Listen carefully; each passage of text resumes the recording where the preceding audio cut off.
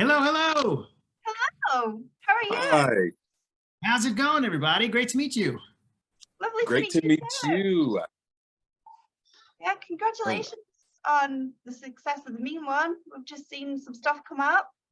Yes, indeed. We are the number two new movie in America, which is unfreaking believable. I love that. That's awesome. Like, We yes, are, independent. what was that? I said, yes, independent cinema making its mark. I love that. It's true. I mean, look, people have said it in the past, and I think it never holds truer than now. I mean, horror is going to save movies, theaters specifically. I mean, people are not coming out to see comedies. They're not coming out to see, dramas. I'm sure they are, but like the cinematic experience, I think the experience of being in a movie theater with people and laughing and cheering or being scared, like I think that's a communal thing that people want to do. And I really think that horror is a great reason to get out of the house, sit next to a stranger, and kind of have a good time. So we're couldn't I be happy. agree. We're All right. unlucky. We haven't got it in the UK yet, so I'm sat here like, oh, I can't say anything about it, but I will. I will see it. So I want to review it. So I'm just like, It's it's going to be coming next year worldwide for sure. mhm. This whole thing has been, I mean, we're a tiny, independent movie. I mean, we don't even have the budget of Terrifier 2. We're like Terrifier 1 level budget. I mean, we've got, very modest resources. So every time this movie gets bigger, it's like a minor miracle. And we're just kind of trying to play catch up. We wanted to release it worldwide this year and didn't seem like it was going to be possible. But when the opportunity to go theatrical came along, we said, you know what, screw it, let's do it. It's a big stage, but why the hell not? And now here we are. I love that though. Which it definitely looks like, you guys are doing very well. I mean, the number two movie in America, I mean, that's pretty big, The, right? Like num- that's the number two new movie, yes. But yes, like, indeed we are the number two new movie in America. It's huge. I mean, where it goes, I mean, there's one of the other movies that opened this week was like an Oscar-winning director and Oscar-winning stars, like an Oscar hopeful, and we just like slept right over, left right over them, and we're not in nearly as many theaters as they are. So it's truly a dream come true. And I just found out, our big thing was that our movie is like the little movie that could, right? I mean, it's an insane idea. No one should have ever let me make this thing for any reason at all. And once it kind of started growing and growing, we're like, okay, well, we know that if we're going to go to the movie theaters, they said, look, real talk, you guys are probably only going to get a week, right? Like it's, we can guarantee, you'll be in that weekend. Maybe you start a day early, start Thursday, but then, Wednesday, see you later. And I mean, maybe 5 minutes ago, I just got the call. We got extended for one more week. Yay. So all right, congratulations. thank you. Yes, thank you. So we are like, oh my God, anybody that hasn't seen it, get out there and see it, please. For sure. I'm actually gonna go see it tonight. I bought tickets a few days ago, but I had something to come up, but I'm going tonight to check it out. But I've seen reaction videos, and so it looks like the fans are loving this. Like it's a good one. So but I just want to start off with one question because I read something online about you. Mhm. So kind of like walk us through, like, how did the Mean One even come about? I know you were filming for a commercial and Mhm. something happened along those lines. Yes. Well, I mean, this is an idea I've had for a long time. I'm something about, I used to work as a teacher back in the day, and just something about like kids' drawings is just inherently creepy, and weird and bizarre. Like, they used to teach them filmmaking, and the movies they made were just so strange and weird, just unsettling things. And so I've had this idea for many years, and I just never got a chance to make it because at Christmas time, presents and end of year, blah, blah, blah, blah, blah. And so I had a commercial shoot that canceled on me in December, but I already had the crew booked. And so I said, all right, well, you know what? Hold the day. Let's put the Mean One together, and we'll just shoot like a fake trailer. And I put this like silly little trailer together just to show my friends, and all my friends work in film, and they're like, oh, this is great. But so like, when are we going to get the whole thing? I'm like, there is no whole thing. I've got 3 minutes worth of jokes. That's it. This isn't a movie. And they're like, oh, you should make it. I said, oh, we'll see. And I go to my fiance, Amy Schumacher, who is also the producer and plays Mayor McBean in the film, which you'll see tonight. And we said, well, it's not a movie, but what if it could be? Flash forward to May, you know, I guess that was December. 5 months later, we have a script and a crew, and you know, we've got David on board, and we shoot for, you know, 15 days. 6 months later, we're in theaters. Here we are. That's Wow. crazy. That's insane. Like, Yeah. really cool. It's really cool, like how it's all just sort of come together so quickly. Well, I mean, we're small. I mean, it's a lot of people. I mean, a lot of people helped out. I mean, at the premiere, we looked, you know, anyone that did us a solid, we invited to the premiere, and that list was 85 people, you know, between the person who made the shirts, the person who, you know, who spray painted the shotgun, you know, like lots of little people who contributed little things. But our actual crew is only about 15 people. I mean, it was like true micro budget independent film of people that, you know, I work with all the time, and who, you know, I hang out with and go drinking coffee only with on the weekends. And, you know, we just said, hey, we're going to get together. We're going to make this crazy thing. And, you know, spent 14 days in a weird house in Santa Clarita. And now here we are. Nice. That's really cool. Can you tell us a little bit more about how you managed to get the cast? Like, so obviously you said, I didn't actually know that Amy was your fiance, so thank you for that. So that one might be self-explanatory. Sorry, ladies. Yes, she's an amazing actor and a fantastic producer. So we're like a directing, producing team. So I direct and produce. She acts and produces. And then she's also a stunt performer. So she does all of her own stunts. So when you see in the film later, there are things that happen in it. You can guess what. That's all her. So, you know, but the rest of the cast were all people that we put together when we were building the concept reel, because, you know, I had a rough outline of things I wanted to have, you know, the grizzled old drunkard, you know, the badass female, you know, the monster, of course. And so, you know, we just kind of went with people that I had cast in the past, and people that I loved working with, and people crazy enough to trust us to make this, you know, nuts thing. Because when you pitch someone the idea, now that people have seen pictures and they've seen the trailer, like, oh, we've gotten a lot of reactions, people saying, oh, that makes sense. But 6 months ago, no one was talking about this. So I'm like, okay, we're going to do this story, but it's a horror movie, but it's a comedy, and it's goofy and zany and weird, and you just have to trust me. So that was the big prerequisite, was they had to trust that, you know, we weren't going to all look ridiculous, or we were in a good way. And then David came on because I went to high school with some of the producers from Terrifier. Shout out to Fuzz on the Lens. Oh yeah. So I know those guys way back. We made our first movies together, you know, shooting sketches, and, you know, that would air like at our high school and stuff like that. So I've known these guys forever. They stayed in Staten Island in New York, where I'm from, and I moved to Los Angeles, and, you know, we've just been making movies and horror movies. You know, I let them have, it's kind of like the mob. I let them have the East Coast. They let me have the West Coast, and, you know, just kind of, whenever I go to New York, I shoot with them. They come here, they shoot with me. And, you know, I had seen Terrifier, and once it became clear that the mean one wasn't going to speak, we were like, you know, let's watch it again. I wonder if David would be the right guy to play the mean one. And my God, he blew our socks off. I mean, it was, people were just literally would applaud him on set. There's so much footage that we cut, like other takes of him, where there's a scene that's scary and he's goofy. And then there's a scene that's goofy, and then he did a take that was scary. I mean, it's just like we're thinking of doing an Oops All David cut of the mean one, where it's just him riffing for an hour and a half, because I've got so much footage. He's so talented. I'd definitely watch that, because he is very talented.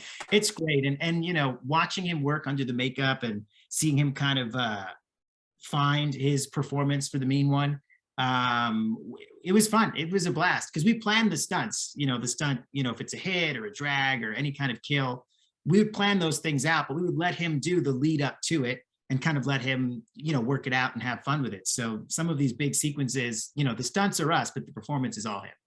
Oh, that's awesome. Nice. Okay, David. So it was kind of like he was born to play this role, just as well as like Art the Clown, sounds like. Oh my goodness, for sure. I mean, there is a scene in the film. I don't know if it's been released online yet, but in the trailer that you can see, there's a big sequence where a bunch of rowdy Santas find themselves at the hands of the mean one. And at one point we shot a scene. We said, okay, you give us a couple of different entrances into the scene. So he did one where his hands come up and he pulls himself up. He did one where he, the camera was up, pointing in the wrong place and he popped up, and then, we're like trying to chase him because he just keeps improving.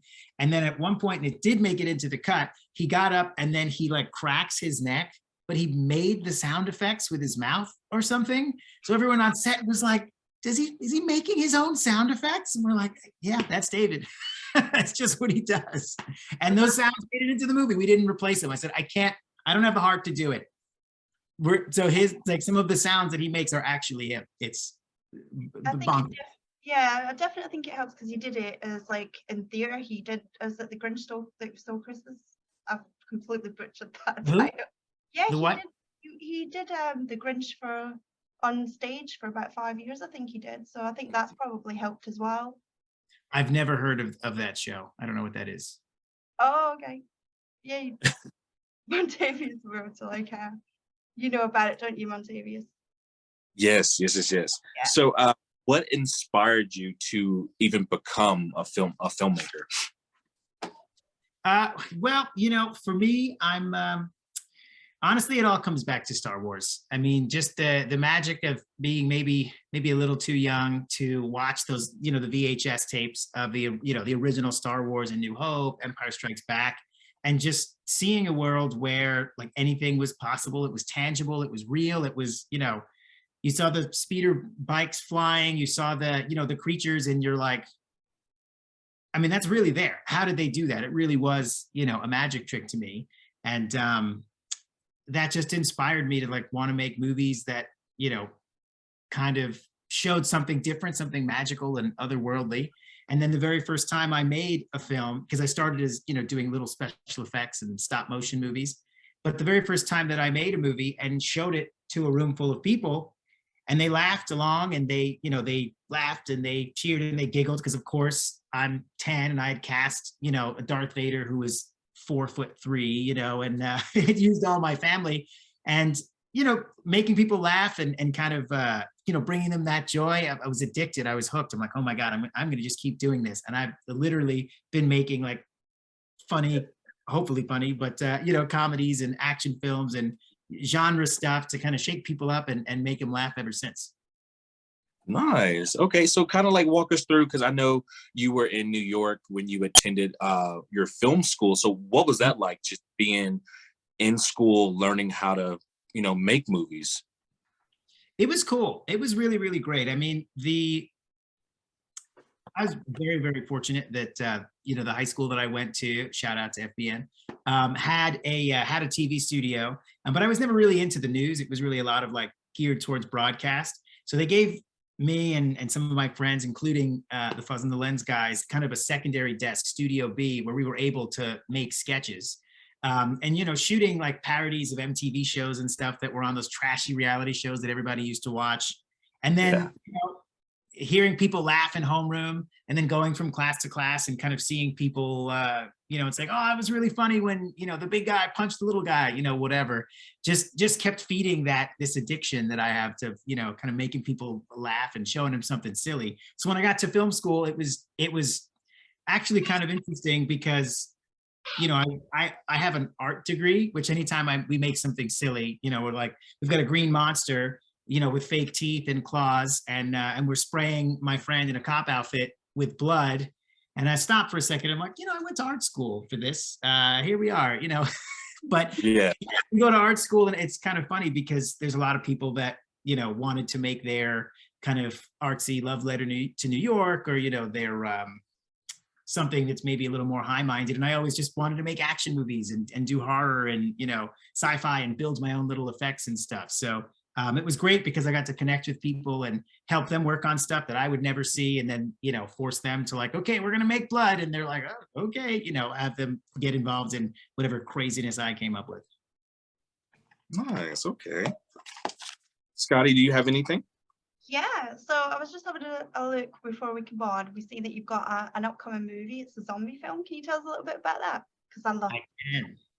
I can, yes. It's funny, it's upcoming, even though it was finished long before the Mean One, but it'll be out early next year. It's called Bury Me Twice. and it is a zombie film noir adventure.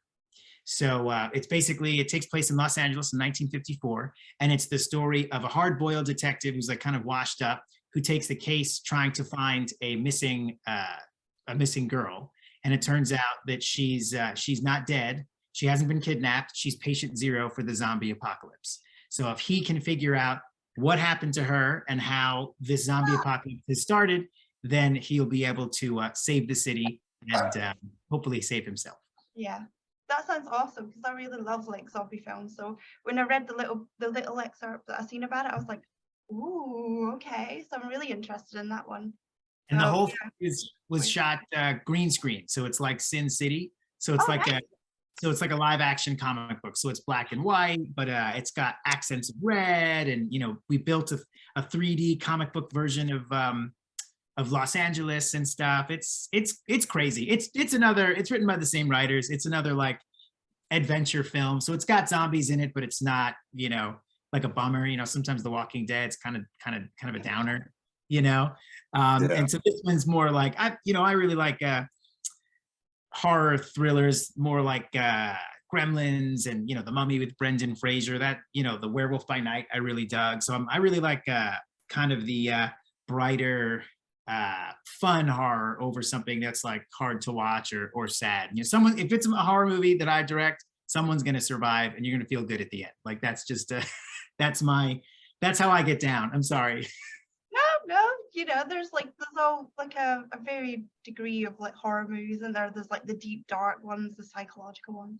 And I think sometimes just like put a horror comedy on, you just chill and have a laugh and watch the kills, because I've said this before, but this is what people come to see as well. Like in horror movies, you want to see something and you're like, oh, you know what I mean? So, but that concept sounds amazing though. Like it's definitely different.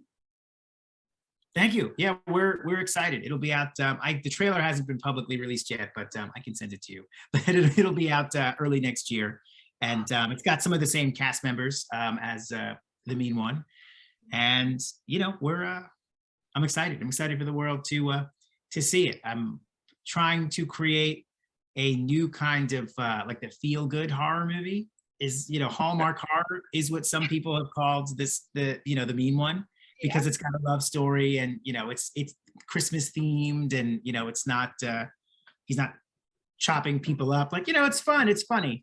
Yeah, I'm excited for people to see kind of my very light take on horror movies. I was gonna say, yeah, definitely like a quirky take as well. It's definitely different, but it sounds good fun. Like I grew up on horror, so that to me is just like, oh, that sounds so much fun. Like just a good chill laugh night, you know what I mean? And especially like if you've got friends who are not big into horror, this is the kind of thing that you can go watch this. So we when we tested the movie, it was very funny because we had a lot of people who are not horror fans who didn't know what they were going to get into. We showed like a group of people who didn't know what it was, and they really connected with the Mean One. They're like, oh, I like the love story. I'm like, is that a training montage? So it's fun. We went to a screening even last night, and people don't know. We typically don't announce if I'm there. I'll just be hanging out in the back of the theater, counting how many people get up and leave. And if they come back, I'm like, okay, they just went to the bathroom. Oh, she's got popcorn. It's fine. She didn't walk out of my film. I'm not going to take it personally. But just seeing people like when they get the jokes and they're laughing. I mean, it's goofy, silly fun. Like that's the point. It's the Mean One. It's he's not Jason or Mike Myers. He's supposed to be zany. And when people kind of tap into that, it's just a fun time at the movies. It really is. I've got a bit of a confession to make. I've never watched anything to do with the Grinch because I always find him, weirdly enough, kind of creepy. Mm-hmm. So when it came up that you were doing a horror movie, I was like, because he is creepy and he just weirded me out a little bit. And I was like, I'll watch that because it makes sense to me. It's just like, I'm not watching something that's creeping me out. I don't know why.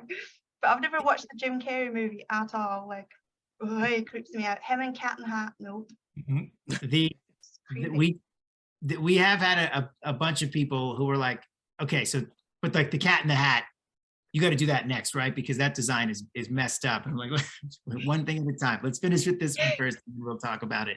But yeah, I mean, I think there's something kind of weird about when special effects makeup goes too far, and you know, kind of like the cats from the movie Cats, Yes. where you're like, that uncanny valley, oh no, you've gone too far, bring it back, this is weird, I don't want to see that. You know, so the if you're not going to freak somebody out, then it's challenging for sure. Thankfully, we are trying to shake it up, so it's okay for us. Your mean one, he kind of, I'm not gonna lie, he looks kind of cute. You want to give him a hug, but I'm pretty sure you wouldn't want to do that. It's like You never know. You have to see the movie. You never know. Sorry. So like, so how do you feel about, you know, with the release of Mean One, and then you got what is it, Pooh Bear Blood and Honey coming out, and then someone is supposed to be remaking horror Bambi. So how do you feel to be associated with directors willing to take a risk of making these childlike stories turned into a horror film? I mean, I think it's super fun. I mean, the 5, 10, 15 years ago, you would never want to make a movie using something that exists. Oh, it's got to be original. It's got to be, you know, you need to do something that has never been done before.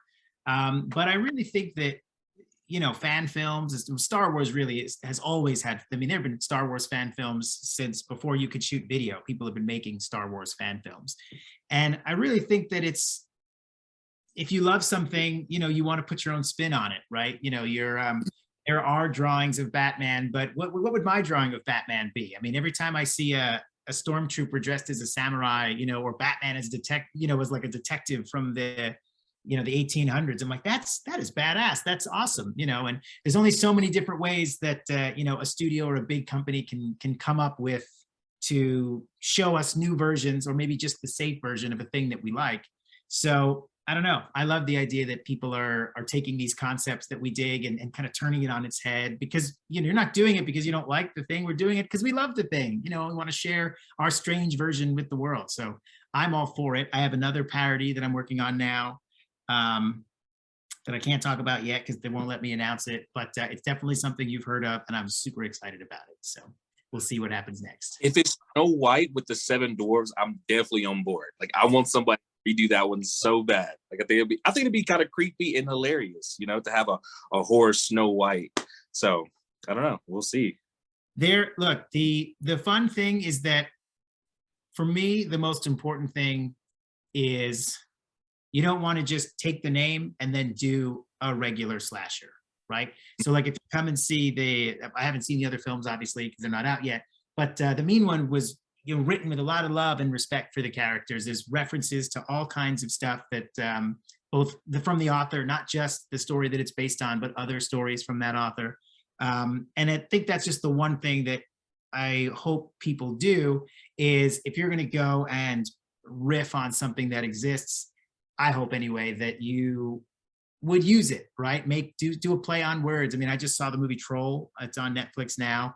And, you know, the big moment before they go and do the big thing, you know, the lead she says, hi ho. And then the guy next to her is like, it's off we go, you know, just like the song. And I'm like, thank you. Please use the references. Don't just put the monster in and, you know, and then just go make Terminator. Like, I want people to use the source material. And that's what makes it so fun, because if you do Snow White, is there still a witch, or is she, you know, is she tall? Is she small? Is there a castle? Is the castle a building? Is the building haunted? I don't know. You know, like it's just fun to kind of take the toys and, you know, shake the box up a little bit and see what you come out with.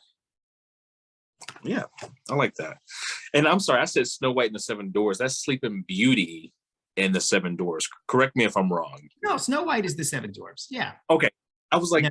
I forgot which. Got the dragon. Sleeping Beauty's got the dragon and the prince, and everybody falls asleep for 100 years. Snow White, it has the dwarves and the mine and the witch.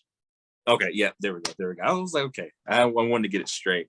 But so can you tell us about? I know the Witching Hour you won several awards for. So how was that?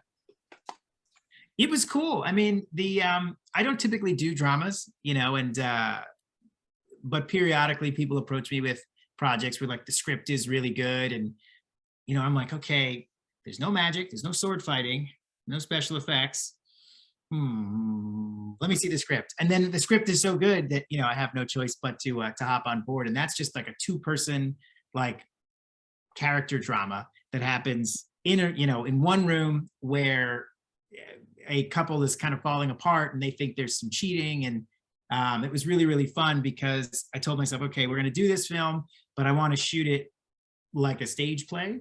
So we said, let's go ahead, and all of the scenes have really intricate blocking. So the characters are kind of moving from here to there and there to here and here to there. And then as the camera moves through the space, you get these new shots. So it's not like boring. It's not close up, close up, close up, close up.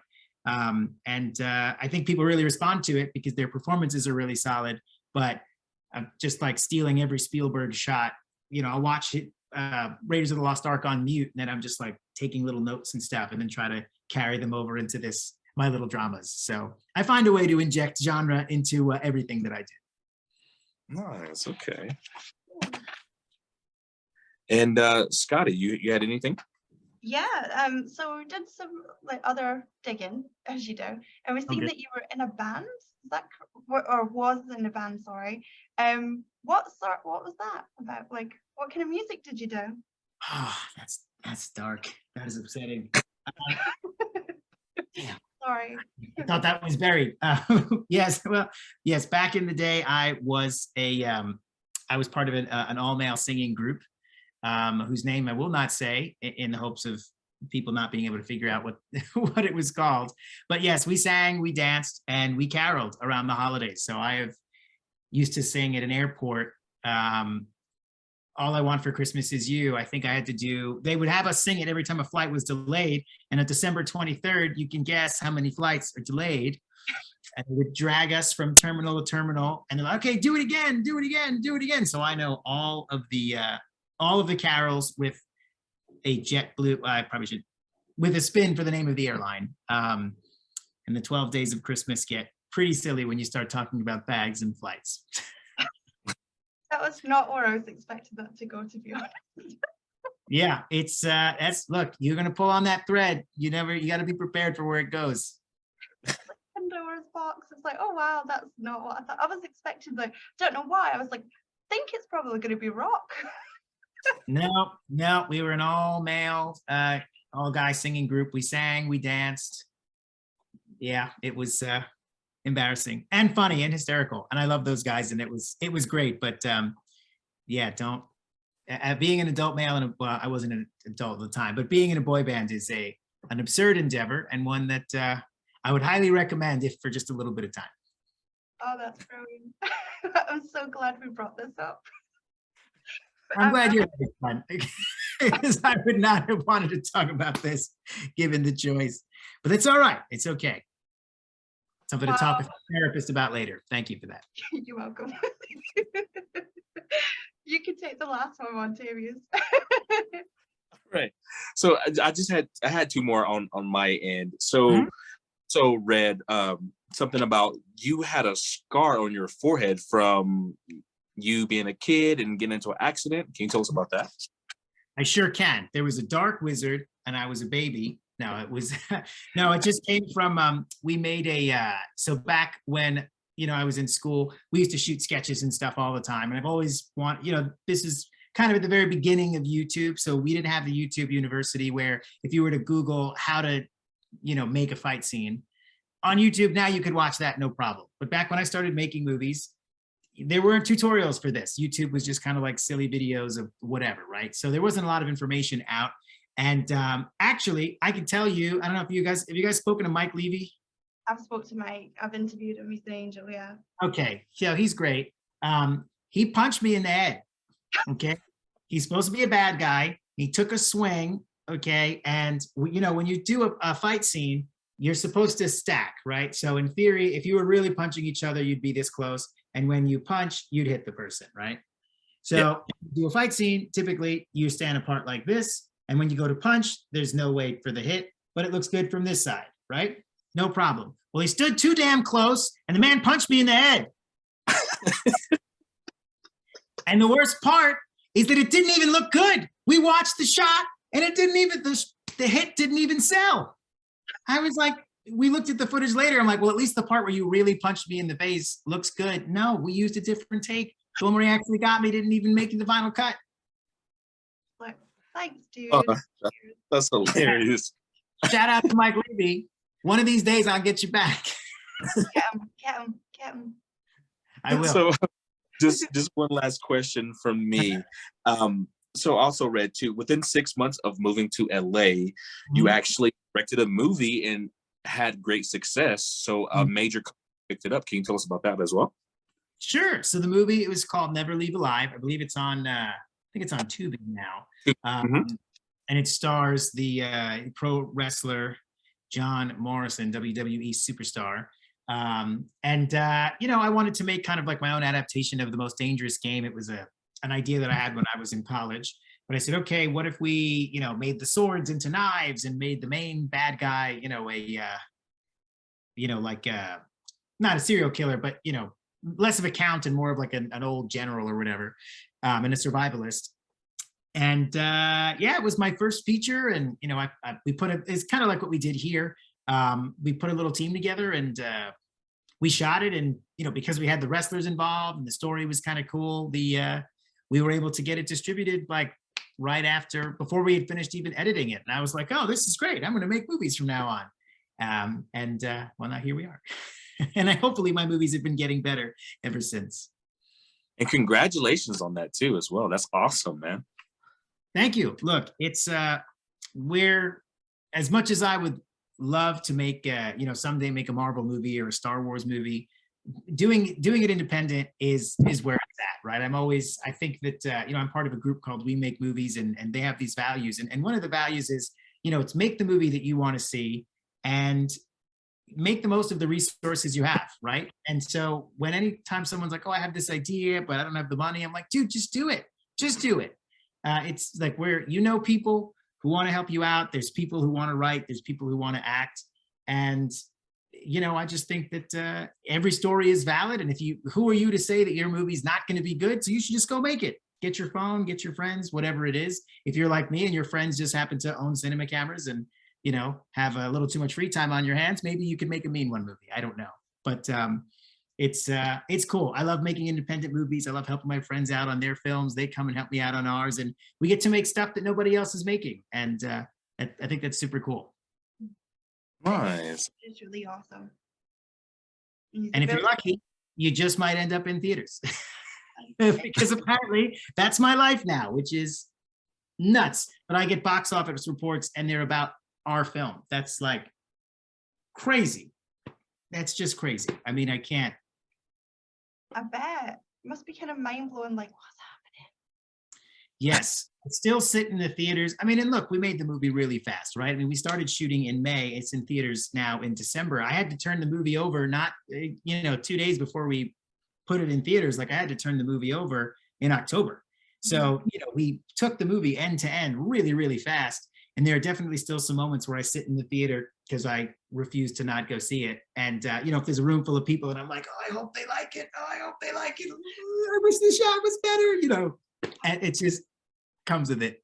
But it's cool though. It's still super fun to, be in the room and get pictures from people all over the country who are like, oh, we just saw it and we loved it. Or, oh, we're excited to go see it, but it's not playing near us yet. I'm like, don't worry, it's coming soon. I hope you guys enjoy it. We just want to make people smile. It's a silly little movie. Don't take it seriously. So are you Sorry. are you gonna maybe, because I haven't seen it yet. I'm gonna go see it tonight. So is there gonna be a part 2 maybe in the future? Can we get something off of the main one? Do I have ideas for a part 2? I am not at liberty to say if I do or not. But if I did, it'd be about 4 pages so far, and it would outline all of the new, bigger, better action sequences. It may or may not include the dog. It may or may not involve The Next Christmas. It may or may not involve some other characters you've heard of. But I don't have that idea, and it doesn't exist, so no need to ask me about it because it doesn't exist. But if I do, it would be all of those things. Yeah, hypothetically. Allegedly, right? Allegedly. Wink, yeah. I love that. No, that's all. That's what I'll say about that. But it'd be people have asked for sure. And I just keep telling them, I have no plans to make a sequel. But if I did, maybe it would be the meaner, greener cut. I don't know. So Would we'll you see.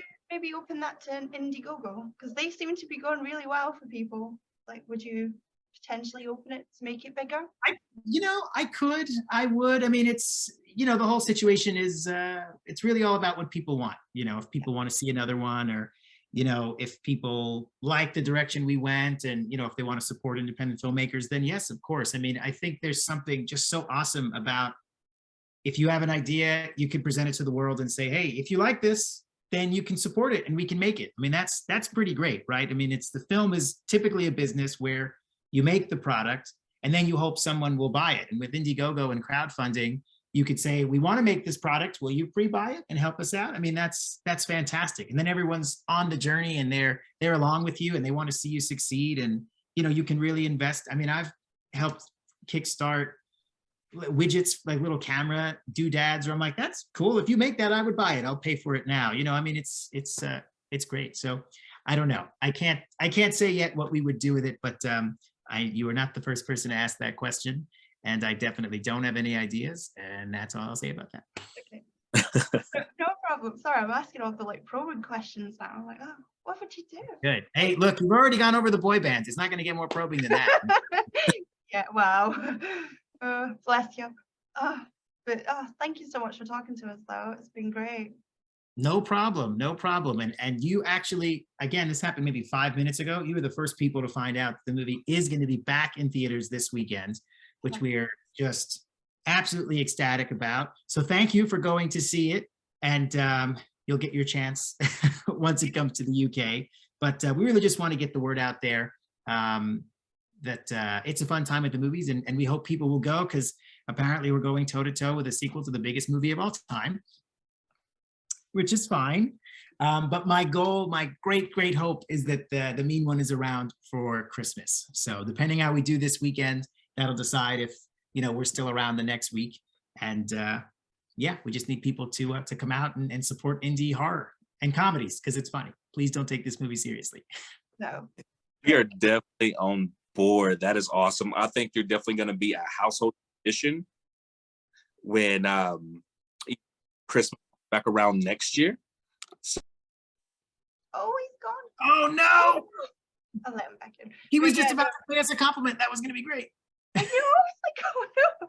I mean, I think he was going to say, it's going to be like a Christmas classic. I don't know where he did start freezing, though, bless his heart. But I don't want to say goodbye without him. Let him back in. Or don't make him work for it. I have to say though, independent horror though is doing amazing. I really support it. There's so like you were saying about Michael Levy, I interviewed him a few weeks ago, and basically I did his Indiegogo for Stream, because I just love the concept. So I think it's something I'm watching at the minute, just as somebody who loves horror. I'm just sort of sitting back watching everything sort of play out, and it's really good. And it's lovely to feel that you're a part of it. He's back. And it's lovely to feel that you're a part of it. So it's awesome. It's especially because, I mean, horror films have always been the low budget, stepchild of filmmaking, but nowadays making movies is cheaper than it's ever been. So you find a genre that is really budget friendly and relies on creativity. It doesn't rely on star power. It doesn't rely on high concept, just relies on creativity. I mean, one of the biggest horror movies this year was called Smile. Come on now. It's a creepy smile. That's your hook. Anybody could have made that movie, the first 2/3, maybe not so much the end. But, I think that now's a great time to make a horror film. And if you have an idea, go shoot it. And if you get a couple people behind you, go shoot it a little bigger and see what happens. And, things find their audiences, and it's great. It's something I love. And, I'm relatively new to the horror community. I used to go to comic book conventions all the time and do a lot of the pop culture stuff. And I've always found myself drawn to Jurassic Park, and it's Jurassic Park's a horror movie. Hold on a second. The scary parts of Stranger Things, that's regular horror movie, and then just start working my way backwards and seeing the, so seeing the old classics and stuff. And now I'm like, oh man, I want to go to more of these horror conventions. This is great. So I'm kind of tiptoeing my way in, and I think you'll see it when you see the mean one, that it is a very, very more comedy than it is like hardcore scary horror. And I think it's fun. I think it's just a blast. I love it. Yeah, it looks great. Montavious, are you okay? Yes, I'm back. I'm sorry. I had a phone call come through, so I do apologize. No, but all I wanted to say was I definitely think that you're gonna be around for years to come. I've seen people, post about making this a family tradition every year. So, man, from the empty crypt, I really sincerely want to congratulate you on a job well done, man. This is awesome. We love it as horror fans, as comedy fans. This is great. So thank you. I appreciate it. It's been really, I will say though, it has been really funny to see some very serious publications write reviews about the film. And I'm like, oh my God, are you sure you want, when they send the screeners out, I'm like, are you sure you want to send that to this? Like it's a silly comedy about a green monster in it. Like, are you sure? Like, we're okay, and it's funny to watch them kind of try to wrap their heads around the movie. And then you have like real horror fans watch it and they're like, this was absolutely silly and fun. And we're like, yeah, you're who I made the movie for, not some people who don't get it. So I'm just thrilled, and I hope you like it. And we made it for fans of Christmas and horror, and we hope people have a good time going to see it. Sure. Thank you so much for doing this, and yeah, I can't wait to see it. It hooked me, considering I've never watched anything to do with it.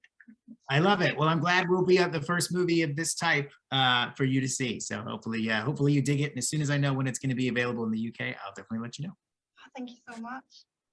All right. Yeah, definitely. Thank you for joining us. And it's been a pleasure.